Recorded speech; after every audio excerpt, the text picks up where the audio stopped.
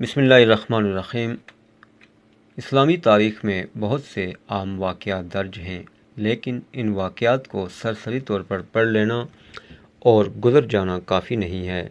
کیونکہ ان واقعات کے پس منظر میں بہت سی عبرتناک اور قابل نصیحت حقیقتیں پوشیدہ ہوتی ہیں، اور ان واقعات کی تہ میں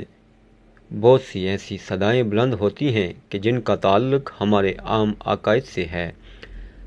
تاریخ میں مذکور واقعات میں سے ایک اہم واقعہ پیغمبر اسلام حضرت محمد عربی صلی اللہ علیہ وآلہ وسلم کی مکہ مکرمہ سے مدینہ منورہ کی جانب ہجرت بھی ہے، جو بعثت کے 13ویں سال یکم ربیع الاول کو وقوع پذیر ہوئی،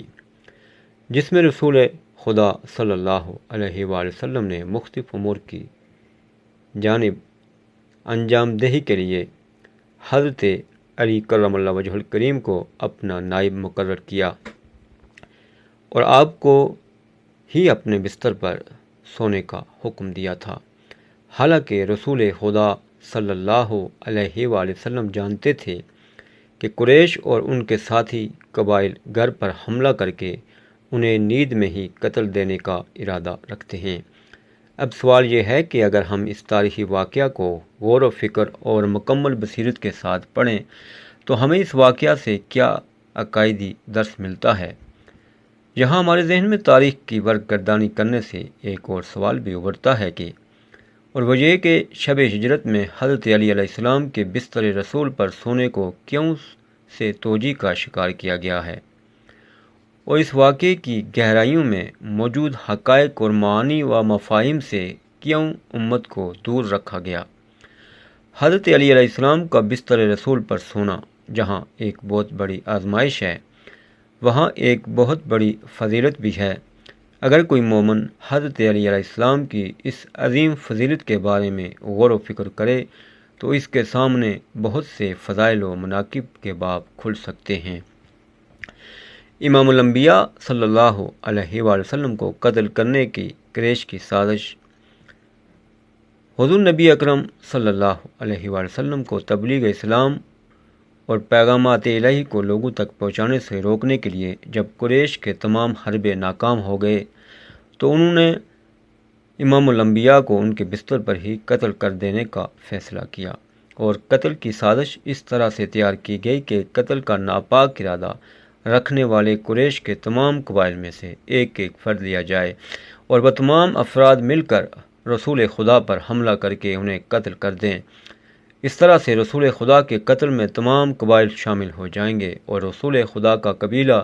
یعنی بنو ہاشم تمام قبائل سے اس قتل کا بدلہ نہیں لے پائے گا، اور نہ ہی ان کے پاس تمام قبائل کا مقابلہ کرنے کی طاقت ہے۔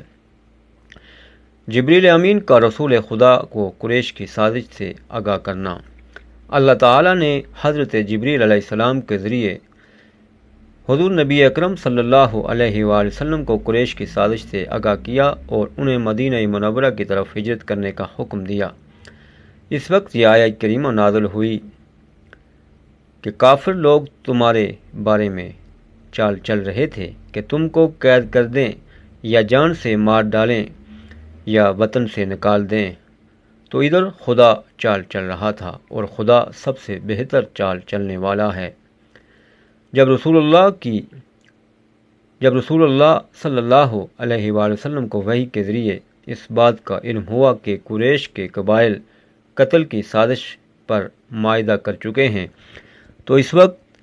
رسول خدا نے اپنے سب سے زیادہ قابل اعتماد اور سب سے قریبی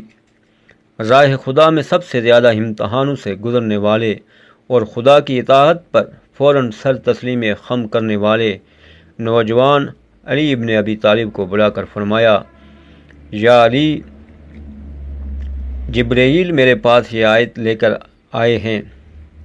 اور اس نے مجھے بتایا ہے کہ قریش نے میرے ساتھ دغا بازی اور میرے قتل کا فیصلہ کیا ہے، اور میرے پروردگار نے مجھے حکم دیا ہے کہ میں اپنے مسکن کو چھوڑ دوں اور آج ہی رات غار سور میں چلا جاؤں، اور اسی طرح خدا نے مجھے حکم دیا ہے کہ میں تمہیں اپنے بستر پر رات کو سونے کا حکم دوں تاکہ تمہارے اس بستر پر سونے سے میں پوشیدہ رہوں۔ اب تم یہ بتاؤ کہ تمہارا اس بارے میں کیا ارادہ ہے؟ تو حضرت علی علیہ السلام نے فرمایا کہ اللہ کے رسول، کیا آپ کے بستر پر میرے سونے سے آپ کی جان محفوظ ہو جائے گی؟ تو رسول خدا نے فرمایا ہاں، اس طرح سے میری جان بچ جائے گی۔ جب حضرت علی علیہ السلام نے رسول خدا کی یہ بات سنی تو مسکرائے، اور اس خوشی میں کہ رسول خدا صلی اللہ علیہ وآلہ وسلم کی جان بچ جائے گی، شکر کے طور پر زمین پہ سجدہ ریز ہو گئے۔ اس کے بعد حضرت علی علیہ السلام کے حق میں یہ آیت کریمہ نازل ہوئی کہ وَمِنَ النَّاسِ مَن يَشْرِي نَفْسَهُ ابْتِغَاءَ مَرْضَاتِ اللَّهِ وَاللَّهُ رَءُوفٌ بِالْعِبَادِ، اور لوگوں میں ایک شخص ایسا ہے کہ جو خدا کی خوشنودی حاصل کرنے کے لیے اپنی جان بیچ ڈالتا ہے، اور خدا بندوں پر بہت مہربان ہے۔ ایک روایت میں ہے کہ رسول خدا صلی اللہ علیہ وآلہ وسلم نے حضرت علی علیہ السلام سے فرمایا کہ میرے بستر پر سو جاؤ اور میری سبز چادر اوڑھ لو، اور جس چیز کو دشمنوں سے تم ناپسند کرتے ہو وہ تم تک نہ پہنچے گی۔ رسول خدا نے حضرت علی علیہ السلام کو رسول اور رسالت کے قتل کے لیے تیار بے نیام تلواروں کی دہاروں کے سامنے اپنے آپ کو پیش کرنے کے لیے کہا، اور حضرت علی علیہ السلام نے اس امتحان کو بخوشی قبول کیا۔ امام الانبیاء کے بستر پر خدا کی اطاعت و فرمانبرداری کرتے ہوئے سو گئے، اور رسول اور رسالت کی حفاظت کے لیے خود کو پیش کر دیا۔ اپنی زندگی کو قربانی کے لیے پیش کر دینے سے بڑھ کر کوئی ایسا درجہ نہیں ہے کہ جسے کوئی صابر حاصل کر سکتا ہے، یا جسے کوئی طالب پا سکتا ہے، یا جس تک کوئی سخی اپنی سخاوت تک پہنچ سکتا ہے۔ رسول خدا نے شب ہجرت فقط حضرت علی علیہ السلام کو اپنے بستر پر سونے کا اس لیے حکم دیا تھا کیونکہ رسول خدا بخوبی جانتے تھے کہ اس امتحان اور اس مرتبہ کی اہلیت فقط اور فقط حضرت علی ابن ابی طالب علیہ السلام میں ہی ہے۔ حضرت علی علیہ السلام نے شب ہجرت جس فضیلت کو حاصل کیا ہے، ایسی فضیلت آج تک کسی انسان کو حاصل نہیں ہوئی۔ حضرت علی علیہ السلام نے اس حکم کے ملنے کے بعد نہ تو تردد و سستی کا مظاہرہ کیا، نہ ہی خوف و وفاق کا شکار ہوئے، نہ ان کا رنگ متغیر ہوا، اور نہ ان کے اعضاء و جوارے میں اضطراب پیدا ہوا۔